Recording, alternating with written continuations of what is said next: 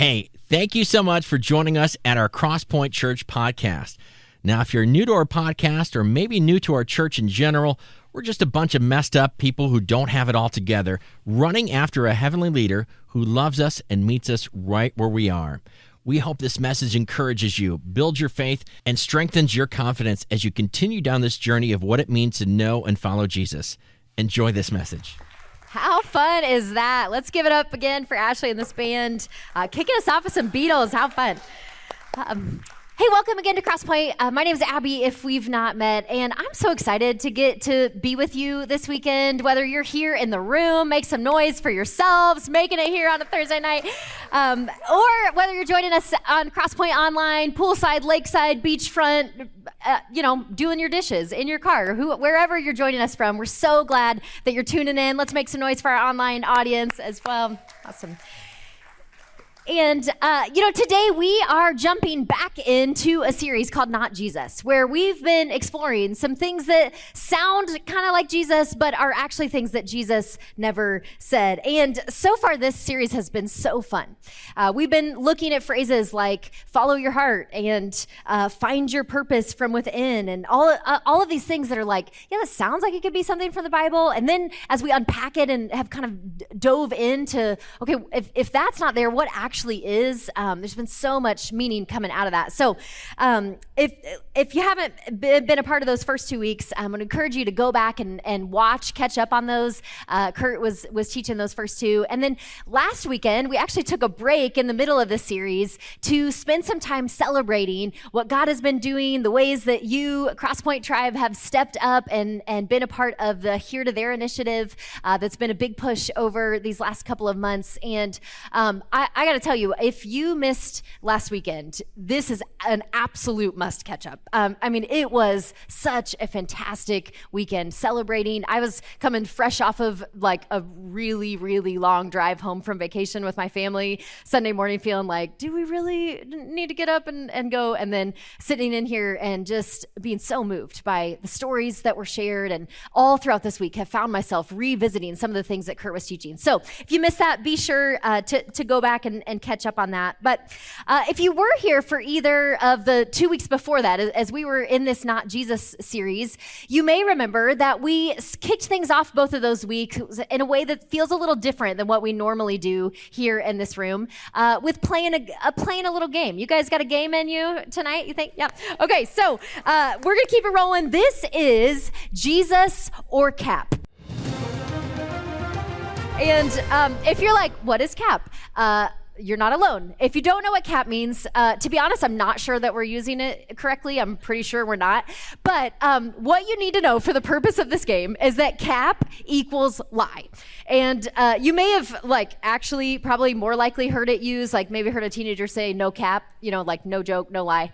But for the purpose of this game, it's super simple. I'm going to give you a phrase, and then you're going to shout out Jesus if you think it's something that Jesus said, or cap if you think it's something that Jesus did not say, that that's a lie, that Jesus said that. Make sense? Okay. All right. So here's the first one. Jesus or Cap? Love is all you need. Jesus or Cap? Cap. Yes, that is, of course, the Beatles, just like the cover song that we just heard. Yeah. Great one. Okay, next one. Jesus or Cap? A kingdom divided against itself cannot stand. Jesus or Cap? Yeah, you guys are on it today. Jesus, that's right. That one's Jesus, legit. Next one, Jesus or Cap? When I find myself in times of trouble, Mother Mary comes to me. What? Cat, yeah. Tricky, Jesus did have a Mother Mary, but that one's a Beatles song, Let It Be. Myself in times of trouble, Mother Mary comes to me. I'm so tempted to keep singing as those clips go off, but no one wants that. So I'm going to try really hard to leave that to Ashley and Annabelle. Okay, next one. Jesus or Cap? Don't carry the world upon your shoulders. Yes. Is that Jesus? Is it Cap? Jesus, not Jesus. Everyone's afraid. Okay, this one's tricky. This one is Cap. It's also the Beatles. It's my favorite Beatles song.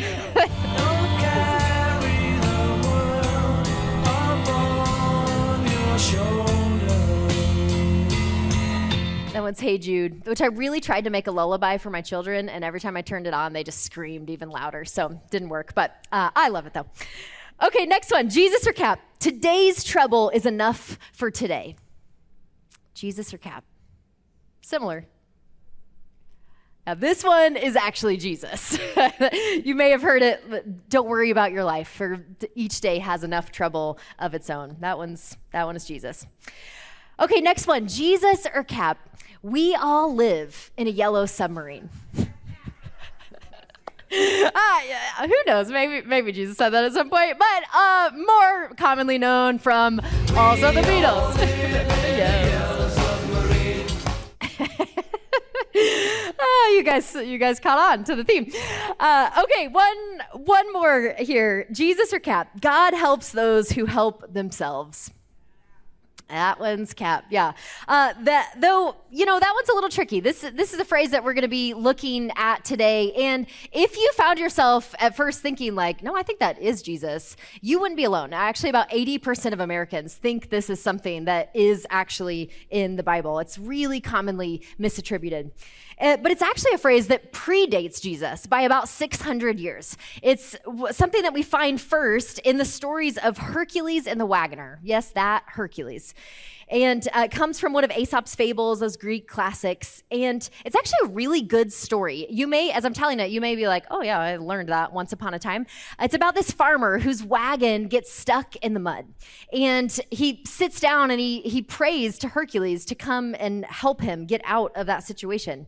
And Hercules shows up, but instead of solving the problem, he says to him, put your shoulder to the wheel, man. Like get involved, get dirty, do the work yourself. Essentially, the moral of the story is the gods help those who help themselves. And, I kind of love that idea of put your shoulder to the wheel. There's a lot of value there to that image of being willing to work. But the problem, at least for those of us who say that we want to follow the way of Jesus, is that Jesus not only never said this, he actually said things in direct opposition to this idea that God helps those who help themselves. And so we're going to be diving into that as we go tonight. Now, if you've been around Crosspoint for any amount of time, you may have heard one of us say something along the lines of, sometimes you need to participate in your own rescue. This is a quote that we originally got from one of our service hosts and one of our Game Day 2026 losers, Vince Constantine, who this is something that he said a long time ago, but it comes back up a lot because it's such a helpful image of what many of us have experienced, that if we want to go to new places, including in our spiritual lives, sometimes we've got to do something different. We've got to make a move. We've got to be willing to step out of our comfort zone into where God's leading us next. This is the reason why we spend so much time championing next steps around here. It's really the reason behind the why behind so much of what we do at Crosspoint. And so as you think about this and you think about that phrase, you might be thinking like, isn't God helps those who help themselves like kind of the same thing as participating in our own rescue? And to be honest, you could probably build an argument on that. We could debate that later in the comments, but I think there's actually a big difference between participating in what God is doing and carrying the weight to push the wagon on our own shoulders. And not only that, is when I think about where we often hear this phrase around us, I often don't really hear it in terms of someone thinking about taking ownership over their own growth. I don't hear people say this a lot when they're talking about their own journey inwards. Often we hear God helps those who help themselves when people are kind of looking around at other people and maybe just getting a little bit judgy. Like kind of like a shrug, like, well, if God helps those who help themselves. Sometimes it's used as a way to try to explain why some people have certain things in life that others don't. Or maybe a way that we try to create some distance between ourselves and someone else or a type of person. See, there are all these problems within this phrase itself, and particularly with the way that we generally use it in our culture. problems with what this phrase implies about how we see God and how we see people around us that Jesus repeatedly encourages us to reframe. See, God helps those who help themselves, creates a world where everything is explainable. And it creates a world where compassion is complicated. It creates this world where we orient our lives to this ladder that we're attempting to climb, trying to get to the life that we're longing for, to accomplish our goals, to get to the places that we want to go. And then we begin to assess the people around us by this same ladder standard. And we kind of judge, like, are they above me on the ladder? Are they below me on the ladder? And really kind of some of the underlying idea behind all of it sounds a little like this. What I have, I've earned. My positive outcomes are a result of what I've done, and others who haven't experienced what I have experienced haven't worked hard enough, perhaps. Or maybe we kind of say that on the flip side. Now, when I spell it out like that, there's probably not a lot of us who would say, like, yeah, I believe that. I'm for that. But the question isn't really, do we think this is true? The question is, how often do we live like it's true? Have you ever found yourself in a spot where you are struggling and you're wondering, maybe God's upset with me? Is it possible that God is punishing me because of what I did back then? Or as you think about the kinds of things in your life that you tend to label as blessings or as God's favor in your life, how do you determine what a blessing is, what God's activity looks like in your life?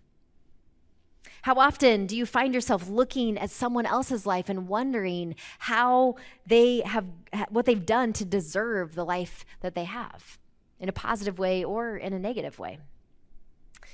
One time I was eating dinner at a restaurant with my husband, and kids were kind of on one end of the table, and my best friend and I were sitting on the other end, and she and I were having a conversation about parenting, and specifically about how it's just such a fine line trying to figure out how to manage sweets with our kids and, like, teach them that moderation is good, but also not like elevate sweets and treats as like this reward for good behavior. And so, we're as we're talking about this, we overhear my husband on the other end of the table say to my son, "Do you think you deserve that cookie?"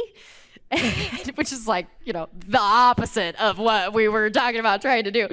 And we just died laughing. And I have to, say on his behalf, he's a really good dad. But yeah, all parents, I think, have these kinds of moments where these things slip up. And I know I certainly do. Moments where we may feel like the dad in this video. Check this out. No, you have to let me buckle you in, or we're going to be late, and there's going to be no cake left, and Chuck E. Cheese is going to be dead from old age. Coming in hot.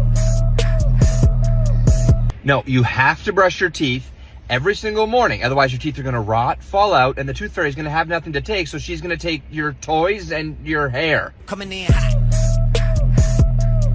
Hey, stop fighting, or I'm going to have your great-grandmother come here and talk to you in detail about the war. Coming in hot. I'm not going to lie. Summer break has me making that face more than I wish that I could. But those kinds of parenting moments are actually a really great example of how this way of thinking, of earning our way toward a particular kind of life, actually pops up all the time. Because it's the water that we swim in. It's everywhere in our culture. For many of us, it's been passed down from our family of origin, maybe not on purpose, but through some of the messaging that we began hearing from a very young age. And this was as true in Jesus' time as it is for us today. And so let's look at, what does Jesus have to say about this? And really, he had a lot to say. There's a lot of places that we could turn. But I want to look at one particular time that Jesus essentially sums up how his way of thinking differed from this norm, how differed from this idea that God helps those who help themselves. This is a moment that we find in Luke's account of Jesus' life, and it comes right after he has spent time gathering his team and kind of deciding, all right, this is my main 12. This is the squad that I'm rolling with. And wow, I just dated myself using that phrase. Sorry. What's happening here is Jesus is beginning this crash course for his disciples, but also kind of explaining to this crowd that has gathered around them what he is about. And here is how he begins. He says, "Blessed are you who are poor, for yours is the kingdom of God. Blessed are you who hunger now, for you will be satisfied. Blessed are you who weep now, for you will laugh.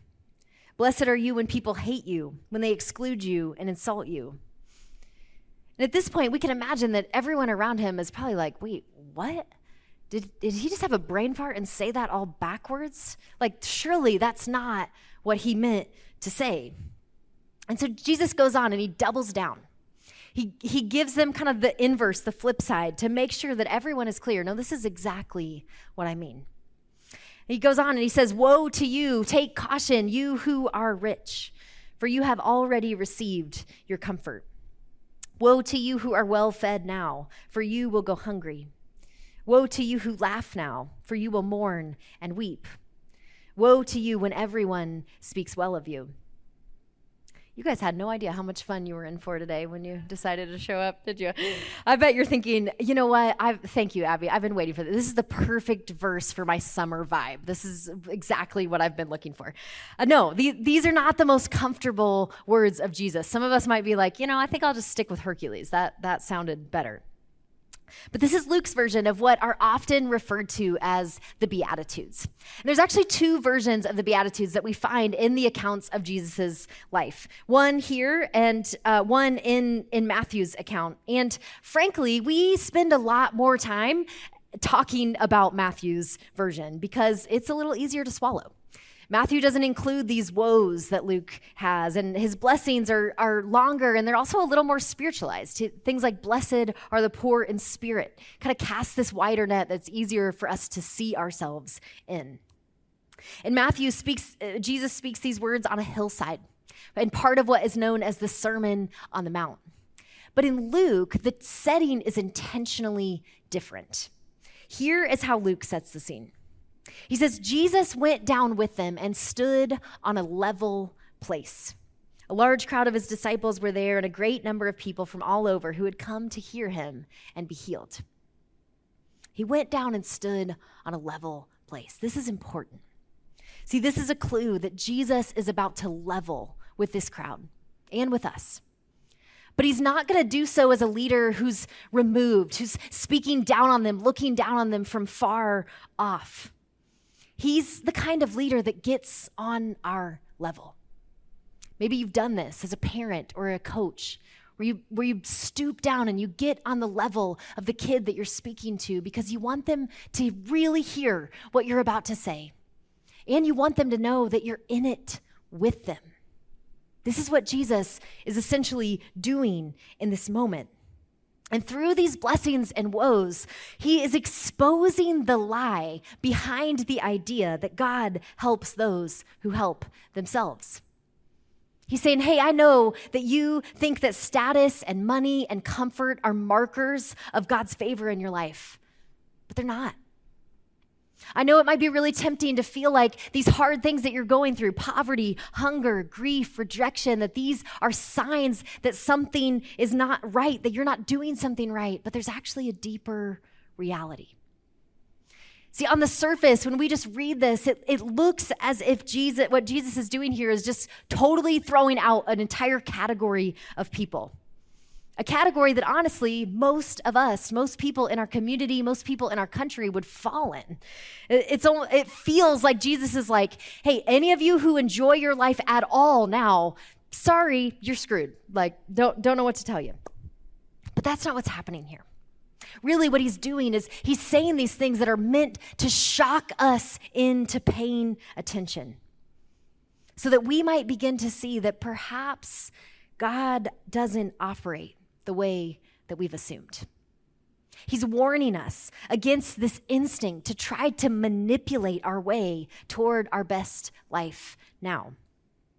Jesus is taking this ladder that we live with, that we try to climb, and he's flipping it on its side and turning it into a table where all are invited, where the playing field is leveled, where we come and we look each other in the eye, and regardless of who we are or what we have or where we've been or where we've come from, we come to the table and we belong because Jesus has invited us to come.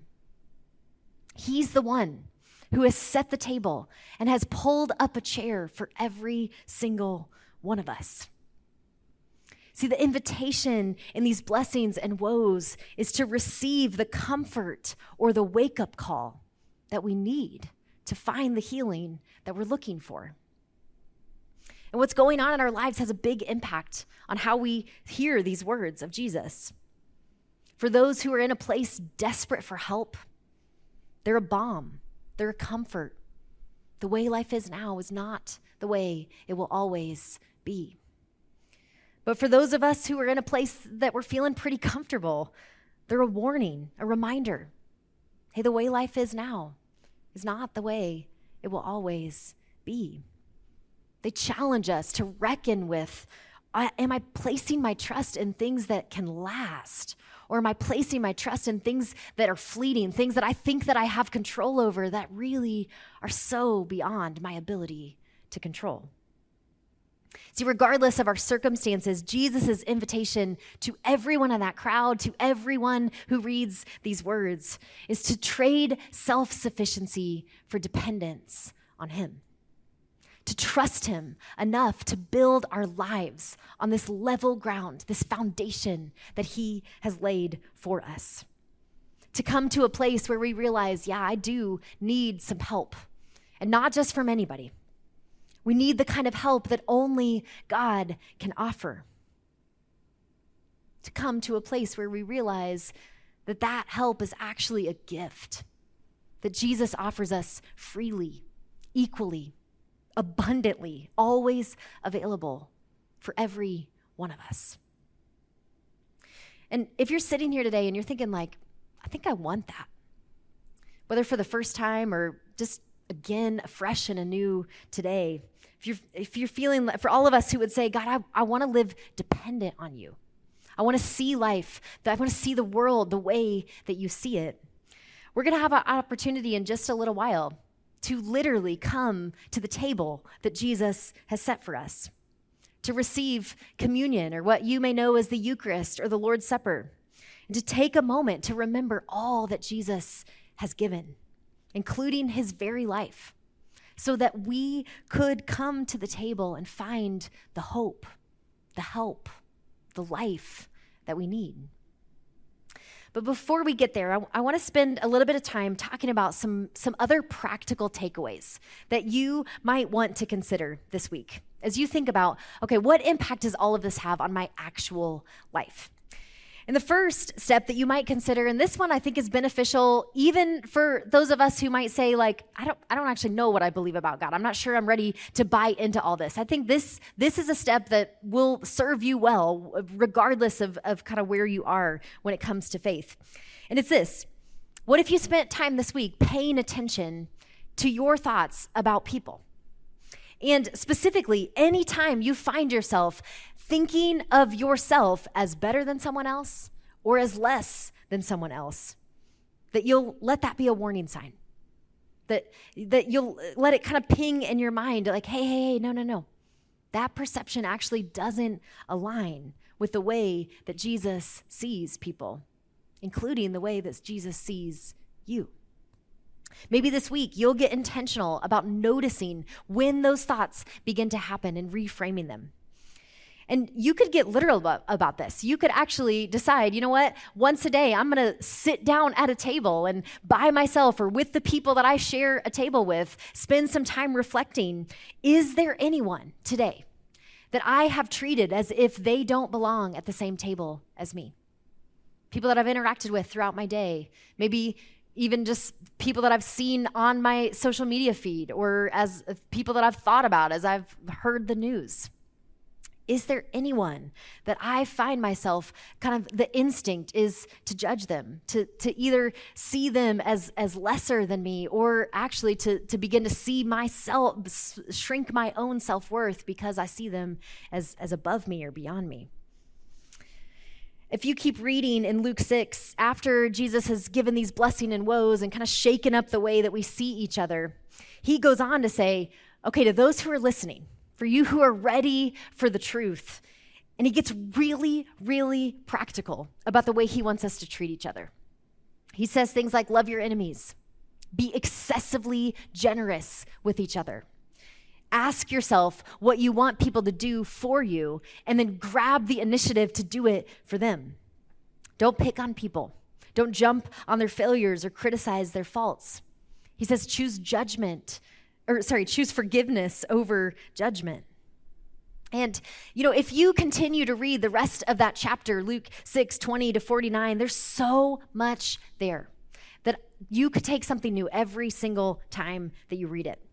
In fact, maybe for some of us, that's your next step this week, to take on a challenge of, I'm actually going to read these specific words, Luke 6:20-49, every day, once a day for the next week. I'm going to spend some time immersing myself in these words as a way of shaping your thinking, kind of shaping your life toward these words that Jesus really said. I'm about 4 or 5 days into taking on this challenge, and I have to tell you, I've been surprised by a couple of moments where I've found myself, without even trying to, responding differently than I think I would have if I hadn't been spending time with these words fresh in my mind. Like conversations with friends where all of a sudden there's this little undertone of judgment that normally I probably wouldn't think twice about. Probably would have just jumped right in to the conversation. And yet, because I've been doing this, there's this pause that has led me to respond differently. See, the more we dig into the things that Jesus said and did, the more we begin to see these small changes begin to occur in our lives. And I think the more you will begin to notice how Jesus repeatedly helped those who could not help themselves and invited all of us who want to follow him to do the same thing. It's one of the reasons that I love being a part of Crosspoint, of this community, because of the ways that I get to see you all get this and live this, and the ways that I'm challenged to continue growing because of what I see you do. Recently wrapped up our latest session of a starting point course, and every single Thursday, some of you probably had this conversation with me as I was walking out of, I was just blown away by the things that I was learning from the people around that circle. Everybody had such different stories, but as we came together and wrestled with what does it look like to live out an adult version of faith, I was learning so much from them.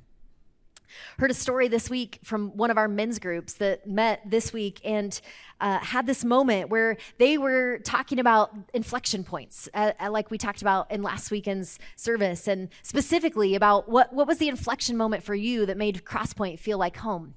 And there was a guy in the group that had actually showed up there for the very first time that week.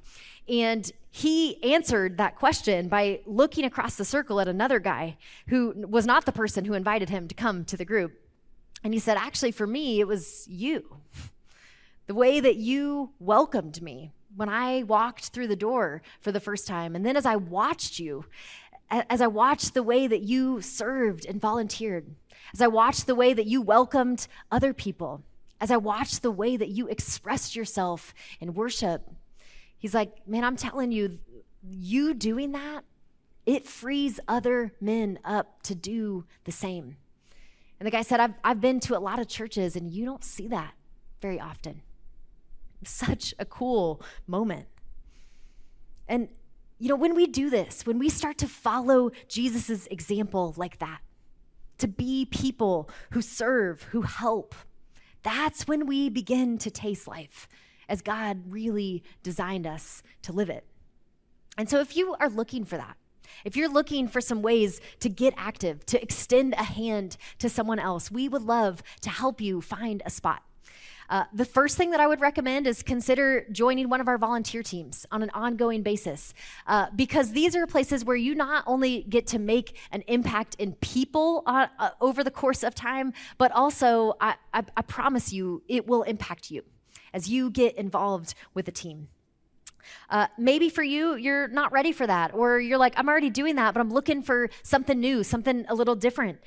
We also have some one-time and short-term summer serve opportunities that we're really excited about over these next few weeks. Some of them are with community partners. We had a group that went to the Community Alliance of the Far East Side this week and had a great experience seeing the things that they're doing in the community and getting to join them. And we've got some other ones coming up soon with Fisher's Youth Assistance Program, which is always an incredible experience to get to be a part of what they're doing. And so maybe you want to join us for one of those. There's also opportunities here on our campus. During summer, there are always needs in our kids' environments to help fill in the gaps with the craziness of summer schedule. And so maybe you're like, you know what, I could do that. I could do that once or twice this summer. I would love to step in and fill a need. Or maybe you want to sign up and join the team to help make Carpool Cinema happen. And all of these are on the same QR code. If you go to that form, you can find a place to sign up for any and all of these. And as you look at it, some of you might be thinking like, okay, Carpool Cinema, like, is that really, really a high impact opportunity? I'm not so sure about that one.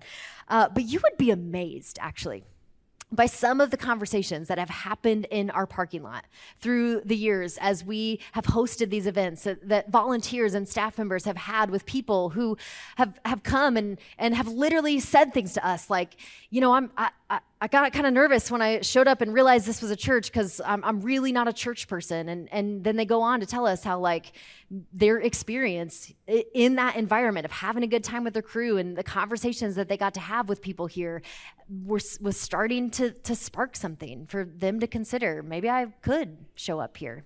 Maybe I could reconsider that door that I had closed. This is why we do things like this and would love for you to help us create that environment for people. If you're interested in any of those, you can let us know, again, through that form or mark it on your connection card. And really, any next steps that you are considering that you might want to take this week, I would encourage you to take a minute right now to check that box. This is not for us. I mean, we get excited when you turn it in and we get to see the steps that you're taking, but really this is a tool for you because when you take the moment to actually mark it and to turn it in, that jumpstarts your process of actually following through with the things that you're considering. And so that's why we do this. All right, the band's got one more awesome song for us. And while we're singing it, as I mentioned earlier, these tables right here at the front and on both sides of the room are going to be open, to be available for any of us who might want to come and to take a moment to reflect on who Jesus is, on what he's up to in your life, perhaps the things that he might want to say to you right now. If you're online with us, we'd love for you to join us in this moment. You can grab anything to eat and anything to drink and participate in the moment with us. But if you're here in the room, when you come forward, you'll take a grape and a cracker. And these are meant to represent Jesus' body and blood that he gave so that we could access a help that we could never muster on our own, no matter how hard we might try to put our shoulder to the wheel. And you may be wondering, why a grape? That seems a little odd. Well, Jesus, in his final meal with his friends, as he was kind of instituting this meal for the very first time, telling them, hey, I want you to do this on a regular basis, to come to the table and remember me. He actually referred to the cup as the fruit of the vine. See, every glass of wine starts with a grape that must be crushed and put away in the darkness for a while so that it can be transformed, which is exactly what was about to happen to him. And in that moment, he instructed his followers to make this meal a practice so that they would remember both what Jesus had done to set them free, but also so that we might remember that we are connected around this table. This is not just about what's happening in this space. This is across cultures and generations. That when we come to the table, when we partake, we are actually brought together into one family. And so as you participate in this moment, if you choose to participate, I hope that you will sense that this is not just a moment about your own individual experience. This is not just about what's happening in this room or happening in your home or wherever you're joining us. This is us participating in something so much bigger, so far beyond us. This is Jesus inviting us to his table, where all are welcome to come. Let me pray for you as we get ready to respond in this way. God, I'm so grateful that you set this table and that you made space for all of us, that you made space for me. God, help us to see one another and to see ourselves the way that you see us. Thank you that you are the kind of God who habitually helps those who cannot help themselves. From the slaves in Egypt to those under the thumb of oppression, to the sick, to the needy, to the orphans, to the widows, to all who came to you desperate for help. God, we recognize that we stand in the line with them. God, that we come to you too with our own stuff. And God, we ask you to meet us here in this moment, to change us, to wake us up to what it is that you want us to see. Teach us to follow your example as we remember you. Amen. All right, you can go ahead and stand, sing along with us. Like I said, you're welcome to come to these tables at any point during this song. Thanks so much for joining us today. Take a moment to follow our podcast on your preferred platform and be sure to download our app to stay informed on everything happening here at Crosspoint. And if you like what you heard today, don't hesitate to share it with a friend that might need to hear it too.